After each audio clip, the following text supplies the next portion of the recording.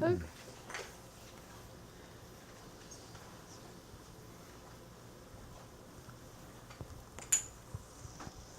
We're here. All right. My name's Andrew Martin. The date is March 30th, I believe, and I'm in speech 205, section 34. Imagine the world of our ancestors. They had no electricity. So back then, they had to use candles to be able to see at night. They they had to deliver messages by hand. They didn't even have the simple telegraph back then. That required electricity. So their lives were very, very revolutionized when electricity came into play. Now today we're completely dependent on it. I mean, this is being filmed using electricity. We're being able to see using electricity. We're completely dependent on it. And we all want cheap, reliable energy all the time. So today I'm going to talk about how nuclear energy can fulfill all those needs. So first of all, nuclear energy is one of the cleanest energy sources out there. It only emits a little bit of water vapor. Now if you compare that to coal, coal emits just a big billow of smoke, and that can pollute the air and get all the environmentalists up all angry and screaming. But nuclear plants just emit a little bit of steam, kind of like a supersized tea kettle, if you will. So nuclear plants don't take up that much land. According to Martin Nicholas, in his article, nuclear has one of the smallest footprints. Nuclear power plants take up the least amount of space than any other plant.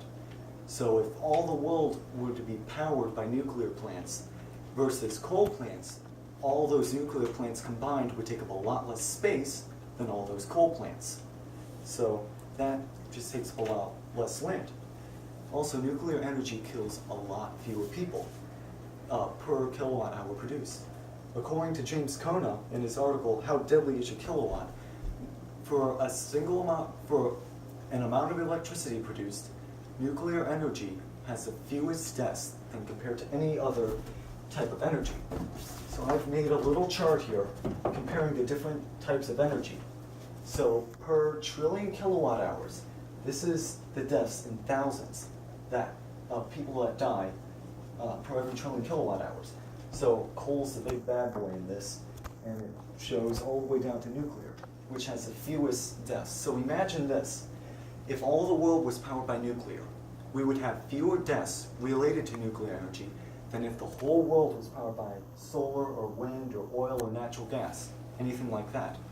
Now, if you may have noticed, I put the legend on the chart going up by 10 instead of 1, 2, 3, 4, up to 100. The reason I did that is because if I did 1, 2, 3, 4 all the way up to 100, nuclear would just be a little bitty sliver on there. So I did that just so you all can see it.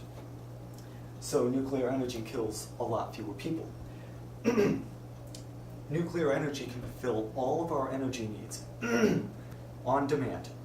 So nuclear energy provides consistent power no matter what time of day. So solar, on the other hand, solar has to have the sun to work, right? So it only works during the day. At night, gotta do something else, so you gotta use candles. Nuclear energy provides power no matter what time of the day. As long as I've been living here, we've been living with a nuclear power plant powering us, and the last time we had power outage was, I think, 10 years ago during an ice storm. That wasn't even related to the nuclear power plant. Also, nuclear power provides, each nuclear plant provides a lot of electricity, more than any other type of plant. So one nuclear plant makes a lot more electricity than one coal plant, or one hydroelectric dam, or one solar farm, or one wind farm. So it takes a lot fewer nuclear plants to power the world than it would any other type of power. Now, there are some arguments against nuclear power. One of the biggest arguments is that it's dangerous. Look at Chernobyl, look at Fukushima, look at those big disasters. All our power plants are just disasters waiting to happen, which is not quite true. Nuclear energy is safe. As I've shown you here, it kills far fewer people per kilowatt hour than any other form of electricity. Also, according to an article called Radiation Answers, the two big nuclear disasters, Fukushima and Chernobyl, were on old nuclear plants that didn't have a lot of safety built into them, just because they were very old and nuclear was still very new. Also, in Chernobyl's case, the Russians cut every corner they could to make it cheap. So it was just a lot of mismanagement, and that's what caused that accident. Today we have much newer designs that incorporate a lot more safety features. And if everyone follows proper regulation and builds those new safe nuclear plants, there is no worries about any sort of a meltdown or disaster happening. Another big objection people have is the initial cost. In nuclear energy plants require a lot of money to start up, and just to build all those containment centers, takes a lot of money to make. However, it's not that big a deal. The reason is once you get it built up, it costs very little to maintain. The electric rates for nuclear plants are about the same as the electric rate for a coal plant or a hydroelectric dam. So yeah, it's a big down payment, but then once you get started, it pretty much pays for itself.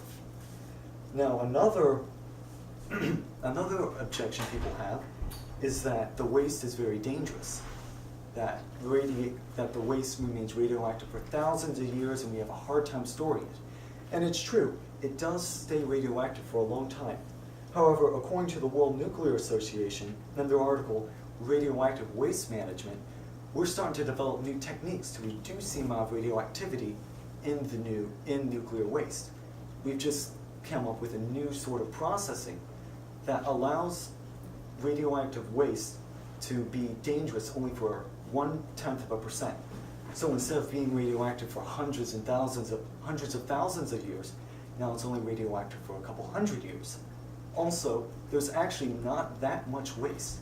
The rods they use are only about this big. So it doesn't need much place to store it, just in an underground vault near the plant, which is what most plants do anyways. So, in conclusion, today I've talked about nuclear energy, how it's cheap, how it's reliable, how it's one of the safest energy sources out there, and how it takes up not much space compared to all the other types of energy. So, if you want everyone to have the same luxury that we have here, living with a nuclear power plant powering us here, right now, then you should support those who support nuclear energy. There you go.